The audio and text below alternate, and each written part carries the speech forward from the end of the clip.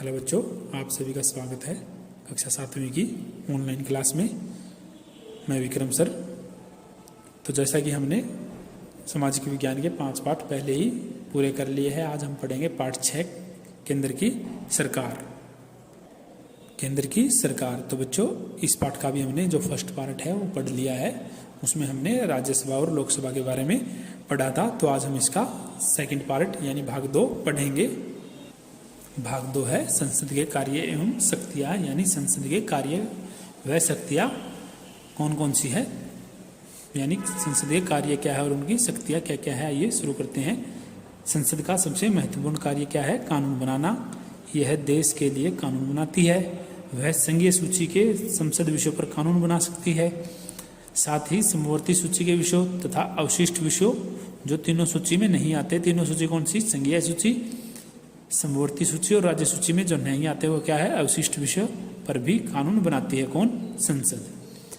ऐसे कानून सारे देश में लागू होते हैं। संसद के कार्य एवं शक्तियाँ इस प्रकार है। नंबर 1, कानून बनाना। संसद को संघ सूची के 97 विषयों पर कानून बनाने का अधिकार है। वह समवर्ती सूची के सभी 52 विषयों पर भी कानून बना सकती है। साथ ही अवशिष्ट विषयों की सूची पर भी समय समय पर कानून बनाती है। यानी संसद का काम क्या है? कानून बनाना। नंबर 2, संविधान संशोधन, यानी संविधान में परिवर्तन करना। संसद को संविधान में संशोधन करने का अधिकार है। हमारा संविधान 26 जनवरी 1950 से सारे देश में लागू हुआ है। विगत वर्षों में सारे विषयों में बहुत परिवर्तन हुए हैं। भारत भी इससे अछूता नहीं रहा है। अतः समयानुकूल यानी समय के अनुसार वर्तमान राष्ट्रीय आवश्यकताओं को ध्यान में रखकर संविधान में संशोधन की आवश्यकता महसूस की जाती रही है। हमारे संविधान निर्माताओं द्वारा भावी परिवर्तनों को ध्यान में रखते हुए संविधान में संशोधन की प्रक्रिया तय की गई है। यानी संविधान में बदलाव परिवर्तन करने की प्रक्रिया तय की गई है। भारतीय संसद निर्धारित प्रक्रिया से संविधान में संशोधन करती है। संविधान में सितंबर 2016 तक 101 संशोधन किए जा चुके हैं। यानी संविधान में अब तक सितंबर 2016 तक कितने संशोधन किए जा चुके हैं, कितने बदलाव किए जा चुके हैं? 101। नंबर 2 है मंत्रिपरिषद पर नियंत्रण। केंद्रीय मंत्रिपरिषद का गठन संसद के सदस्यों के बीच से ही किया जाता है। संसद ही इस मंत्रिपरिषद पर नियंत्रण रखती है। यह नियंत्रण सदन में प्रश्न पूछकर, काम रोको प्रस्ताव, विधेयकों पर बहस एवं अस्वीकृति, निंदा तथा ध्यानाकर्षण प्रस्ताव, अविश्वास प्रस्ताव द्वारा किया जाता है। यानी मंत्रिपरिषद पर भी नियंत्रण को रखती है संसद। आगे है वित्तीय कार्य। संसद देश की वित्तीय व्यवस्था पर नजर रखती है। वह हर वर्ष आय के स्रोत यानी पैसा कहाँ से आया एवं राजकीय कार्य संचालन करने हेतु व्यय नीति बनाती है। यानी जो राजकीय काम है, सरकारी काम को सुचारू रूप से करने के लिए इतना खर्च आएगा, उसकी नीति कौन बनाती है? संसद। इसके साथ ही बजट निर्धारित कर उसे स्वीकृत करती है।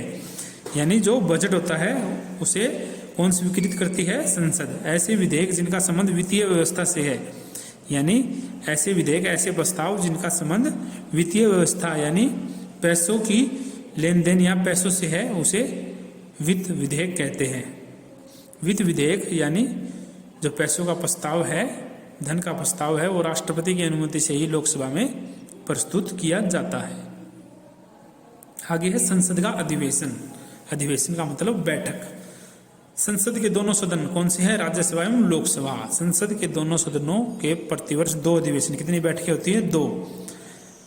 दोनों अधिवेशनों के बीच 6 माह से अधिक का अंतर नहीं होना चाहिए। यानी दोनों बैठकों के बीच जो 6 माह से अधिक का अंतर नहीं होना चाहिए। राष्ट्रपति को अधिकार है कि किसको? राष्ट्रपति को अधिकार है कि वह कभी भी संसद का अधिवेशन बुला सकते हैं। वे संसद अधिवेशन को समाप्त भी कर सकते हैं।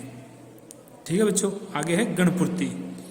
गणपूर्ति से आशय है संसद के किसी भी सदन की बैठक के लिए सदन में न्यूनतम कितने सदस्यों का उपस्थित होना आवश्यक है।